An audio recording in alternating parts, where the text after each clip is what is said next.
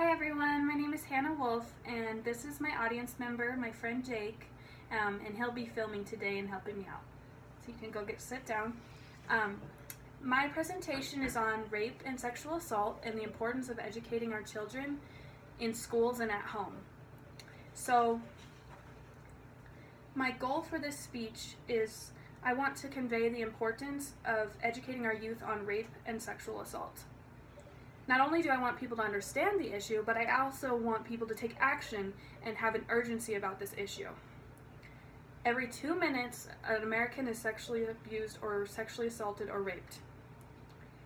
Of this statistic, a large portion of this is children, so this is why we need to start with our kids and teach them the correct ways to treat other people and how to treat their own bodies and all that kind of stuff. So, I just wanted to share some statistics with you. According to an article written by the National Department of Justice, 35.8% of sexual assaults occur when the victim is between the ages of 12 and 17. And so the reason why this is so important to me is because I've experienced rape and sexual assault firsthand as a child and in my teens. And so I really want to get the word out on the issue and make sure that other kids are educated and adults are educated so we can begin to fix this problem. According to an article done by RAIN, only 30% of sexual assault cases are actually reported, and this is because oftentimes the victim is blamed or some other kind of thing happens where they try to say that the perpetrator is not responsible. So, in order to combat this issue, it's imperative that we raise awareness and teach prevention in our children's schools, therefore reducing the amount of sexual assault in children. And we have to start doing that with our children. So the first thing I want to actually address first is what sexual assault actually is defined as. So sexual assault is any type of sexual contact or behavior that occurs without the explicit consent of the recipient. This includes any type of groping, inappropriate touching, as well as rape and other violent sexual acts. So basically no means no, and that's like what we need to teach our children. So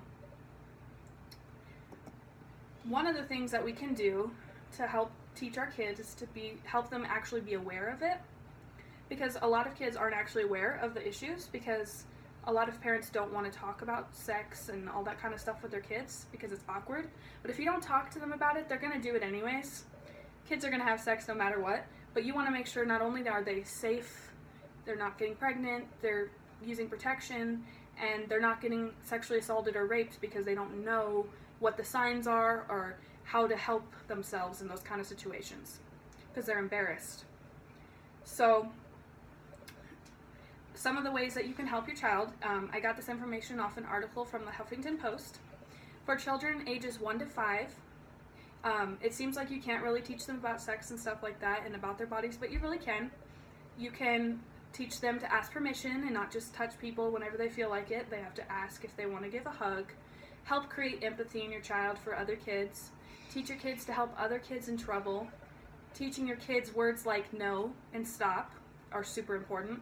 Encouraging kids to read facial expressions, never forcing a child to hug or touch or kiss anyone, even a relative. If they don't feel like it, you shouldn't make them because they need to know that if they don't want something to happen to them, they don't need it to happen. Because a lot of the time, rape happens from a family member or somebody they know, and so they think it's okay. And allow children to talk about their bodies without any shame. For children 5 to 12, you can teach them about the ways their body is changing, teach them safe words during play if they don't like something, teaching them not to tease other kids for boy-girl friendships, and teaching them how their behavior affects other people. To teach teens and young adults, it's important to educate them about good versus bad touching, building their self-esteem so they don't feel like they have to get esteem from sex or other things, starting to talk about sex and such openly in the home, and make sure that they're not ashamed to talk about sex or their own body parts or anything like that. They make them feel like they can be honest and open with you so that if something does happen, they will tell you.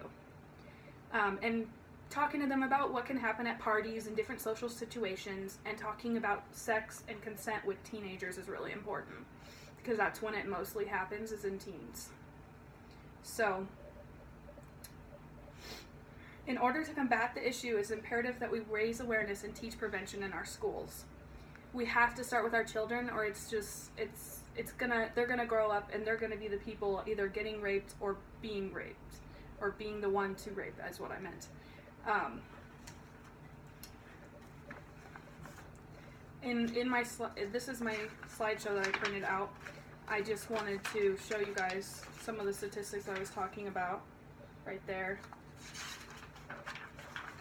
And the definition of sexual assault. It's a lot easier for me to talk without showing you this all at once, so just showing you now, and just the different ways to teach your kids about consent in here that we just talked about in the different age groups. So,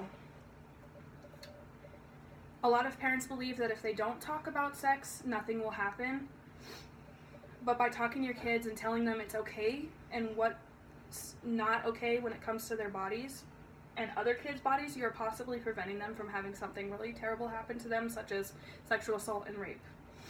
Kids have sex, like I said, whether you talk to them about it or not. It's just a matter of, are they going to be safe or not, because you taught them correct ways of being safe.